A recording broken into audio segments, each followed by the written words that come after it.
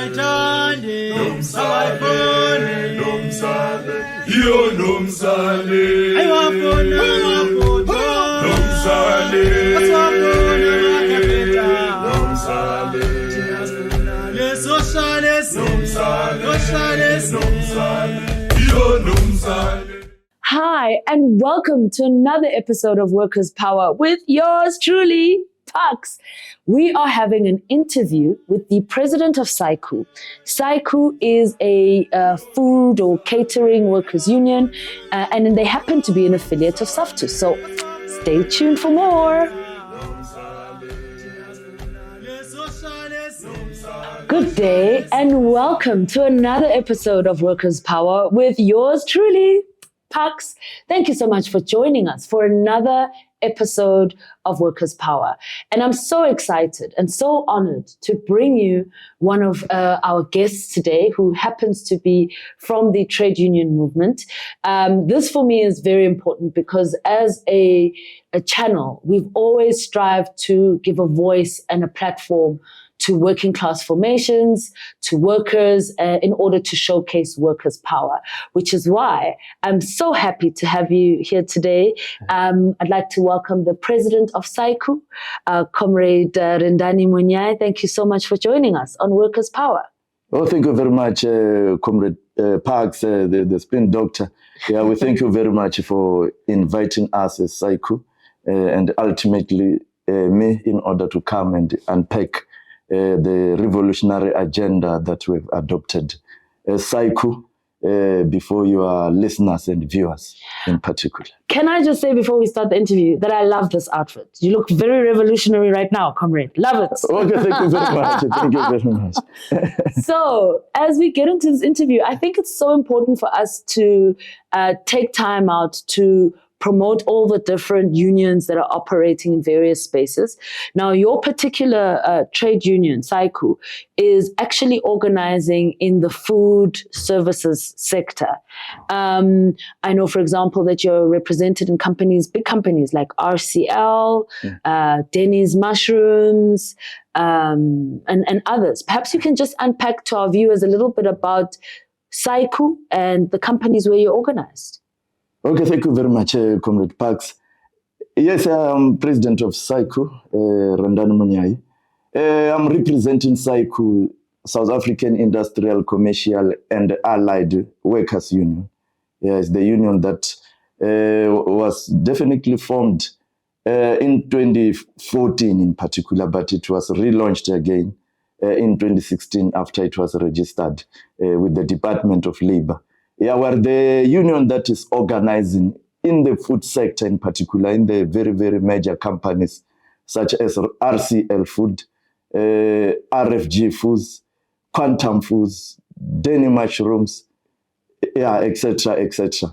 Okay. So in the big companies such as RCL Food is whereby in 2022 we did manage to embark on biggest industrial action that they've never came across in one of the RCL branches called RCL Food Pies, yeah, whereby we had embarked on a strike from the period of August and September 2022 in order to champion the interest of the workers, because the workers, they were demanding 15,000 minimum wage, as a result of which the employer dismally failed to submit to our demands.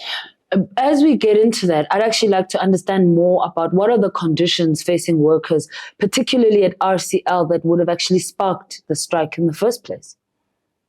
Yeah, the conditions that faced the workers in particular at RCL Food is being underpaid, taking into consideration that RCL Food is one of the biggest companies in South Africa.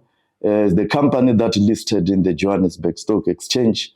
When we researched in 2019, their former CEO, Males Dali was earning around 25 million per month, excluding tax. No, really? Yes, but the workers who produce the wealth in that particular company, their pay slip does not reflect that they are working for a multi-million company, a company that is listed in the Johannesburg Stock Exchange. What would you say the average salary of a worker would be in comparison?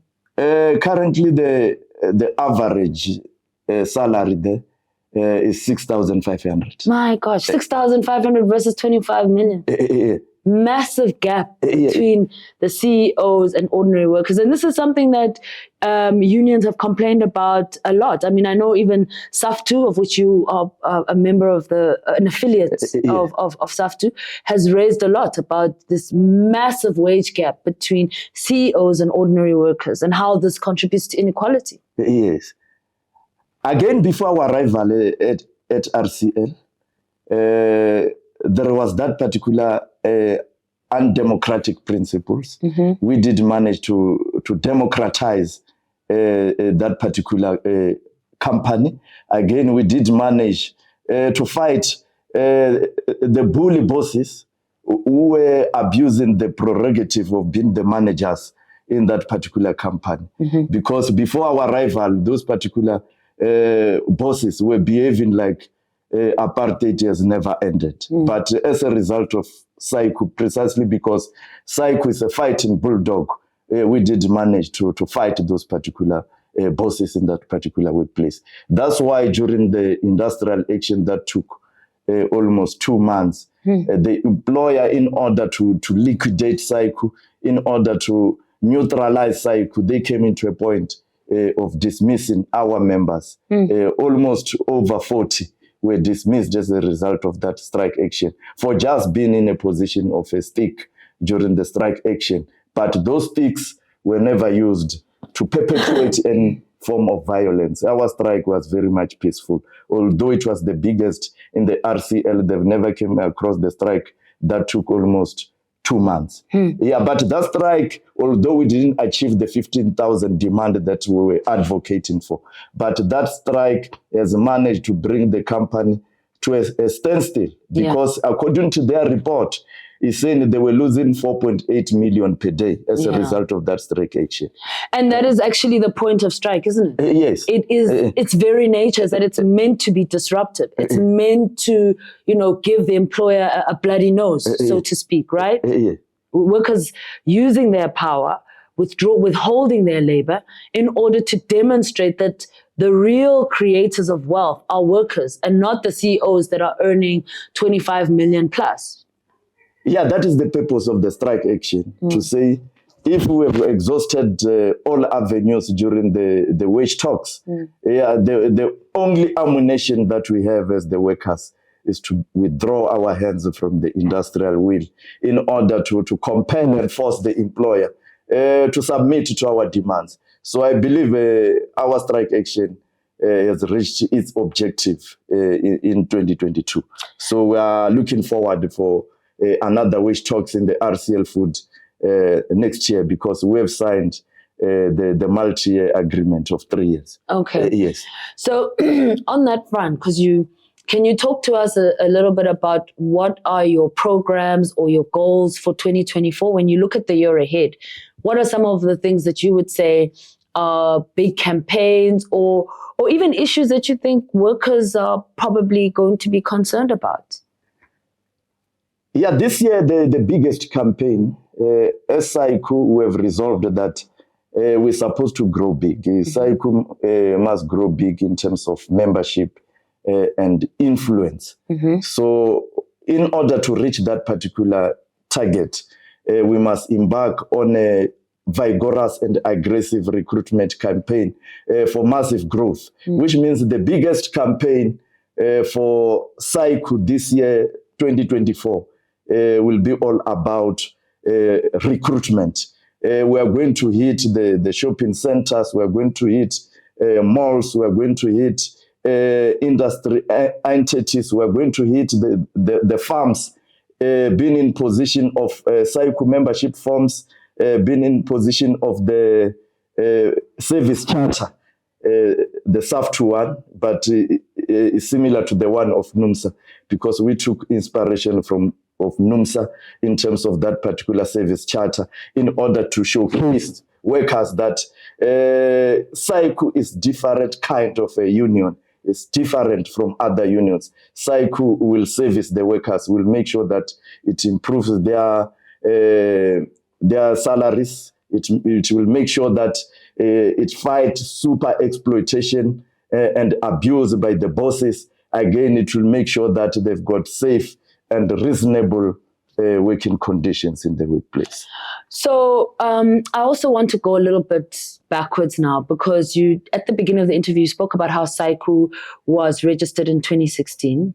And one of the things I know about you, Comrade President, is that you yourself are a Marxist-Leninist. Most definitely. And I'm curious about whether the union itself, in terms of its philosophies, in terms of its values, is the union inspired by Marx and Lenin? And also, you before this interview, you touched on the fact that, for example, SAICWU's formation was inspired by another historical union. Perhaps you can tell our viewers about that. Yes, when we formed SAICWU, before we came with names, many names were suggested. But at the end of the day, we said this particular union is inspired by what had transpired many years ago before we were born. In 1919, a union called ICU, Industrial Commercial Union, was formed by the Malawian migrant. By then it was known as Nyasaland, Malawi, by the name of Clement Kadali in 2019. He formed that particular union. It was the first union that owned by the blacks. Before that, all the unions in South Africa were for white people. So the first union that represented the blacks in particular was ICU under the leadership of Clement Kadali, the Malawian migrant. It was formed even before the formation of the South African Communist Party, because the Communist Party was formed in 2021. 1921. 1921. It showcased that I was not there during this particular No, years. clearly not. Yes. You, as a Marxist-Leninist inspired trade union, you are inspired by the Bolsheviks. Can you tell us more? Yes, we've been inspired by the Bolsheviks party style of governing in Russia, because during the tenure of the Bolsheviks, Russia was turned into an egalitarian state, which means it's a state whereby there is no poverty, there is no inequality, there is no unemployment. It's a state whereby there is no classes, there is no middle class, there is no working class. So we've been inspired by that particular kind of government, of which even this today we are still advocating for socialist South Africa. Just like what had transpired in Russia under the Bolsheviks party. Yeah, the Russians really laid a framework at that time for what real democracy looked like. I mean, even in those days, in 1917, women had more freedom under the Russian communist state, socialist state, than they ever had before. So it was a pure example of, real democracy, right? Most definitely. Yeah. It's something that we want. It's just after that particular infiltration by the United States of America, after Gorbachev was infiltrated by the US. That's why even former chairperson of the Communist Party, South African Communist Party, Comrade Joe Slovo, in one of his writings, he wrote to say, as socialism fallen, why Gorbachev, with the question mark, which means everything that has transpired that led to the total collapse of the Russian bloc was as a result of Mikhail Gorbachev. He sold out the revolution. But there was democracy in Russia. We strongly believe that that exercise will happen again. Let's now fast track to contemporary South Africa. We now know that the elections are going to be on the 29th of May. as a Marxist-Leninist inspired trade union, what is your perception of, if we just look at the politics of South Africa and the fact that we had a governing party, or we have a governing party, the ANC, which many people would say sold out the working class. When you're looking at that situation, what are some of the conversations that you are having with members? Are you having conversations, for example, around elections, around, the political landscape, for example, and how to analyze that? Yes, most definitely. Yeah, but before we conclude, don't forget, Comrade Parks, that there's a Brazilian question. I will respond it after. We'll talk about Brazil, but I'm just curious about your yes. your reflections on the upcoming elections. Yes, as SAICWU are independent but not a political trade union. Mm-hmm. What do we mean when we said not apolitical? Which means that exercise doesn't mean we cannot debate or analyze politics, although we don't align to any political party. But during our discussion with our members, because in each and every meeting, in each and every platform that we get, we conscientize and educate our members politically. Then during our own debates, we analyze the performance of the ANC from 1994 till today. Then we've realized that when the ANC took over power in 1994, instead of changing the microeconomic policies of the country, ANC-led government implemented the same post-apartheid right-wing neoliberal policies of the apartheid regime. Economically, they've never changed anything. That's why 30 years since the dawn of democracy, we are still having high unemployment that has skyrocketed to 42% if we used the expanded definition. We've got rampant poverty, we've got high inequality, whereby now we've just overtaken Brazil as the most unequal society in the world. So we've conscientized our members to say, yeah, this ANC-led government has failed to represent the interest of the working class and the poor, as a result of those particular policies. But before that, you'll remember that in 1992, the Nationalist Party, they've realized that they are losing power in the next coming election in 1994. Then they came with the policy called Black Economic Empowerment, BEE. Many people naively believe that BEE is the policy of the ANC. The BEE was actually the policy of the National Party in order to buy the leaders of the former liberation movement and ultimately the ANC to implement the same microeconomic policies of the apartheid regime in order to continue with the status quo. Everything that we are practicalizing now, it was practicalized during the era of the National Party government.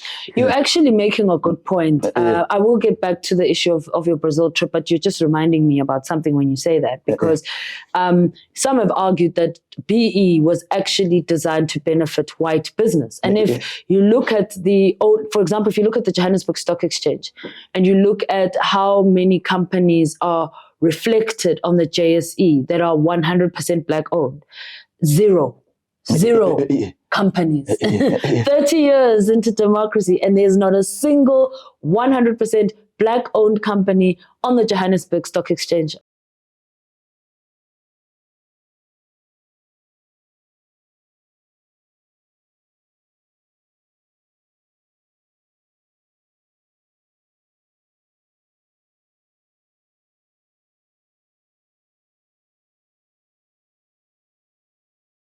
Maybe if I could expand a little bit.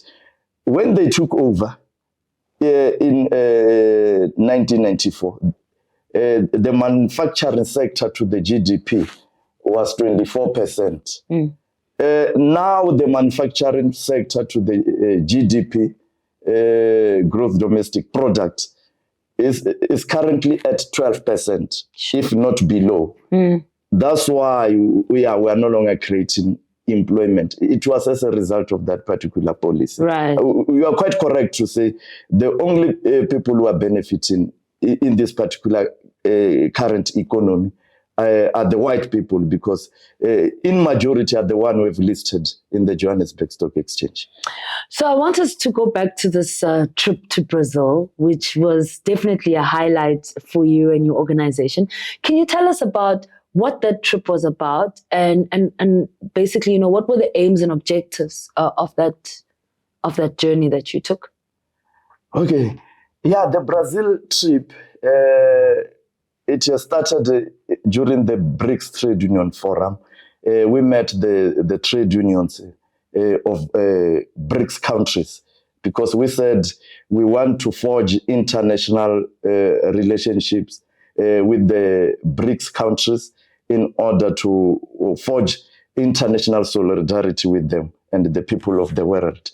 So as a Marxist-Leninist organization, they had us articulating the Marxism-Leninism in that particular BRICS summit in Durban, when we said the history of hitherto in the existing society is the history of class struggle, as Marx is articulated in his chapter or in his book called The Communist Manifesto. There is a chapter called Proletariat, and it was the proletariat and the working class.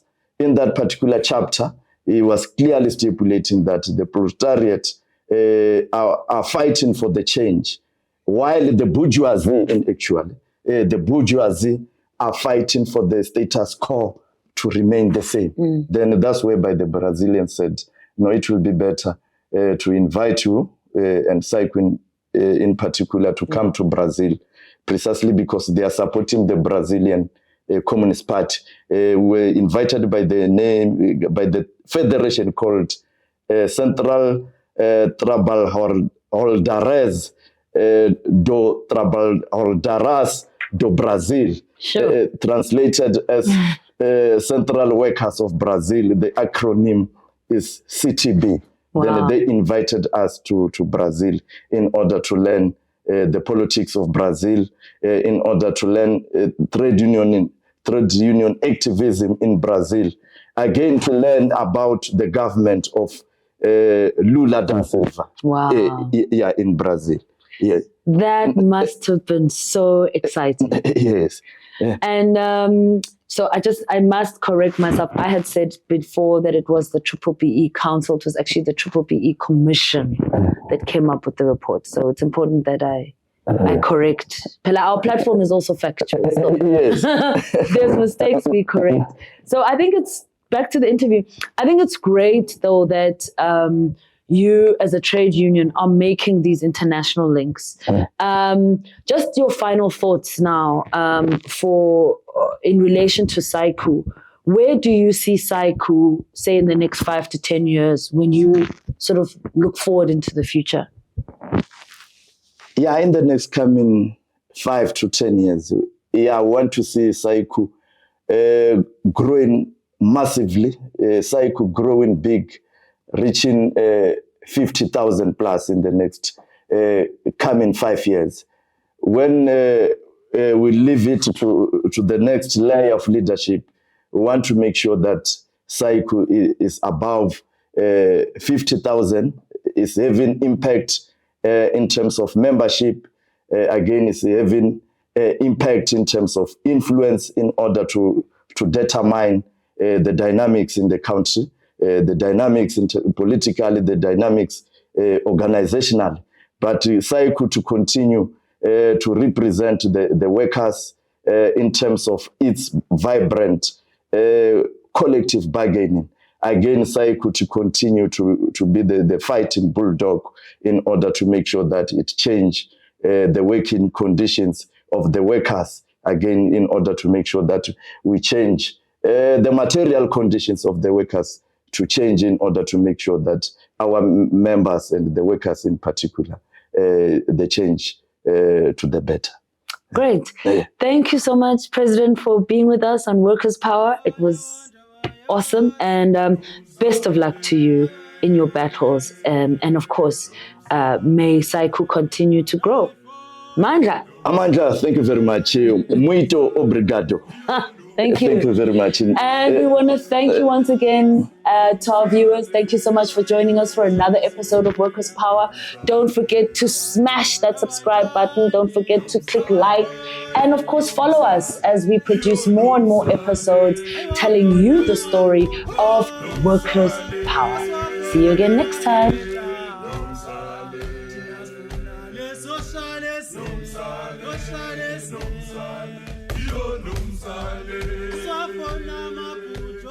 Remember to follow NUMSA Media on YouTube. Like, subscribe, and share to as many people as you know.